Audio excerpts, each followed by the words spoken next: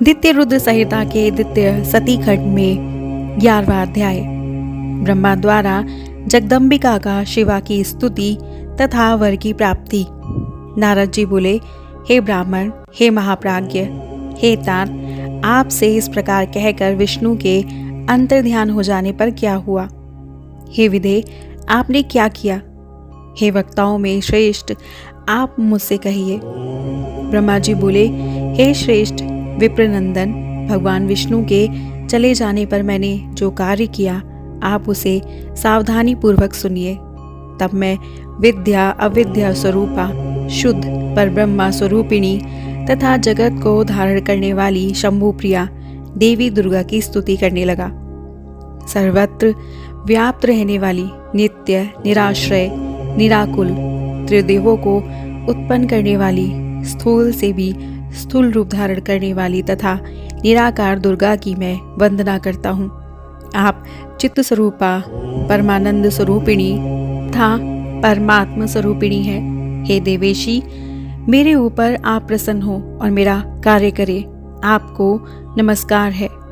हे मुनि, हे देवऋषि, मेरे द्वारा इस प्रकार स्तुति करने पर वे योग निद्रा भगवती चंडिका मेरे सामने प्रकट हो गई। वे भगवती दुर्गा चिकने अंजन के समान शरीर की कांति से युक्त थी। वे सुंदर रूप से संपन्न थी। उनकी दिव्य 4 भुजाएं थी। वे सिंह पर सवार थी। वे हाथों में वरमुद्रा धारण किए हुए थी। उनके केशों में मोती तथा मणियां ग्रथित थे। वे अत्यंत उत्कट और उनका मुख शरतकालीन पूर्णिमा के समान था। उनके मस्तक पर शुभ चंद्रमा सुशोभित हो रहा था। वो 3 नेत्रों से युक्त थी और उनके समस्त शरीर के अवयव परम मनोहर तथा वे चरण कमल के नख की कांति से प्रकाशित हो रही थी।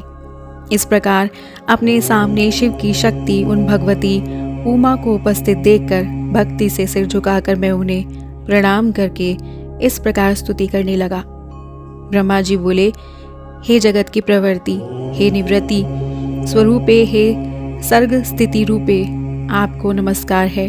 आप समस्त चराचर की शक्ति सनातनी तथा सबको मोहित करने वाली है। जो महालक्ष्मी भगवान विष्णु को माला की भांति हृदय में धारण करने वाली, विश्व का भरण करने वाली तथा सभी का पोषण करने वाली है। जो महेश्वरी पूर्व में त्रिलोकी का सृजन करने वाली है, उनका संहार करने वाली है तथा गुणों से सर्वथा परे है। जो योगियों के लिए पूज्य है, मनोहर है, वे आप ही हैं। हे परमाणुओं की स्वरूपे, आपको नमस्कार है। जो यम नियमों से पवित्र हुए योगियों के हृदय में निवास करने वाली तथा योगियों के द्वारा ध्यान गम्य है।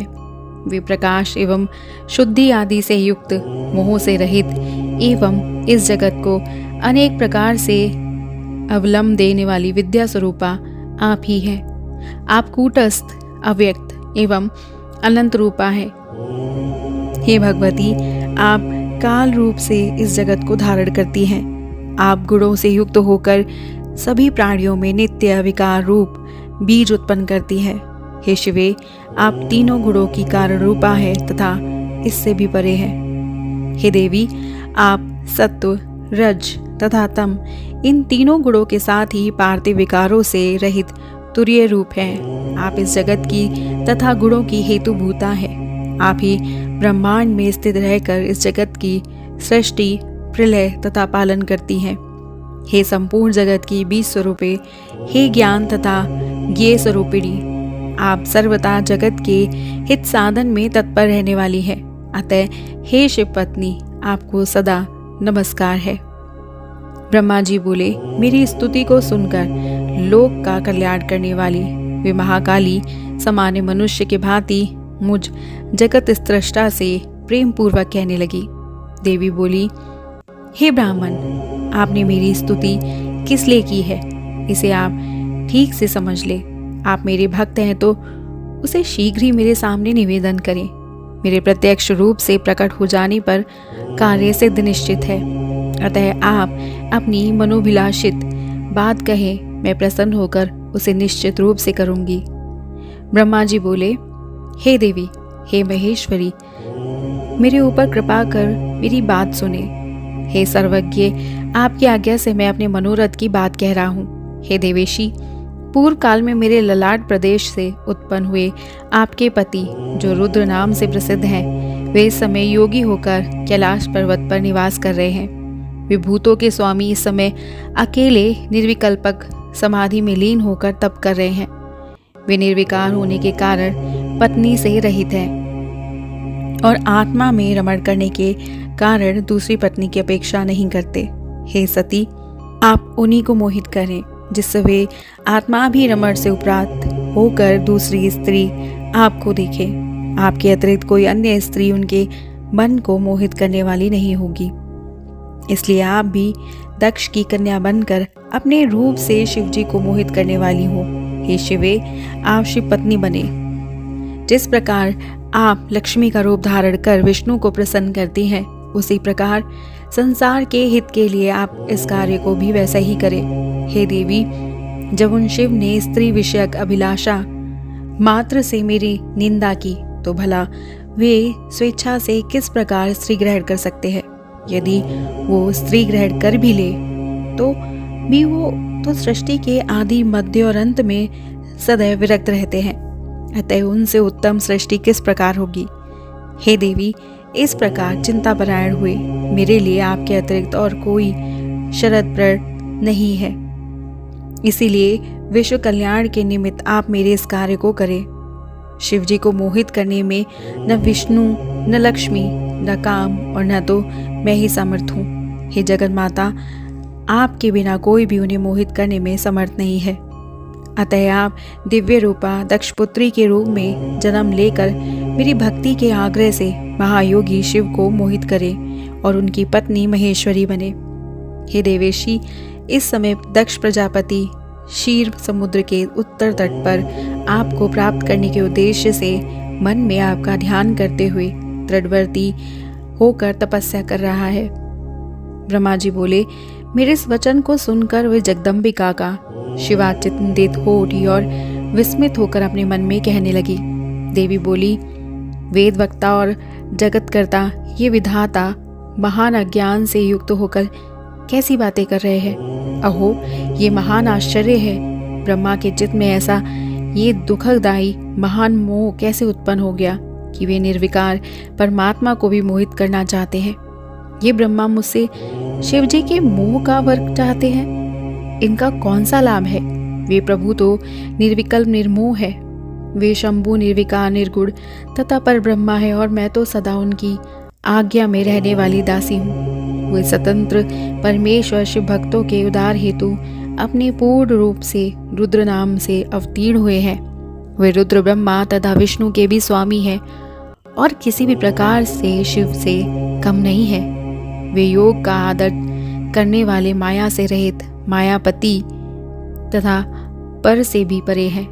अज्ञान से मोहित ये ब्रह्मा उन्हें अपना आत्मज तथा सामान्य देवता समझकर मोहित करना चाहता है। यदि इन ब्रह्मा को वरदान ना दूं तो वेद की नीति भ्रष्ट होगी। अब मैं क्या करूं जिससे प्रभु महेश्वर मेरे ऊपर क्रोधित ना हो? ब्रह्मा जी बोले, शिवा ने इस प्रकार विचार कर मन से महादेव जी का स्मरण किया। तत्पश्चात शिव की आज्ञा पाकर वे दुर्गा मुझसे कहने लगी। दुर्गा बोली, हे ब्राह्मण, आपने जो भी कहा है वो सब सत्य है। मुझे छोड़कर शंकर जी को मोहित करने वाली कोई दूसरी स्त्री संसार में नहीं है। आपने जो कहा कि जब तक शंकर जी द्वार परिग्रह नहीं करते तब तक सनातनी सृष्टि नहीं होगी, ये बात भी सत्य है। मुझ में भी महाप्रभु को मोहित करने की सामर्थ्य नहीं है, किंतु अब आपके कहने से दुगने उत्साह से युक्त होकर मैं पूर्ण प्रयत्न करूंगी। हे विदे, अब मैं वैसा उपाय करूंगी जिससे शंकर जी मोहित होकर स्वयं स्त्री ग्रहण करेंगे।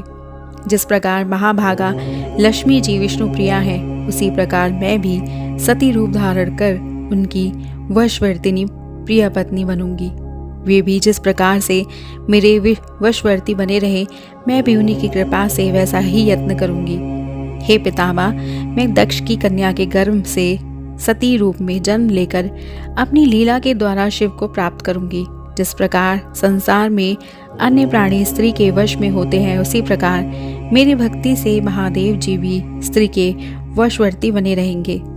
ब्रह्मा जी बोले, हे तात, मुझसे इस प्रकार कहकर वे जगदम्बा शिवा मेरे देखते ही देखते अंतर्ध्यान हो गई।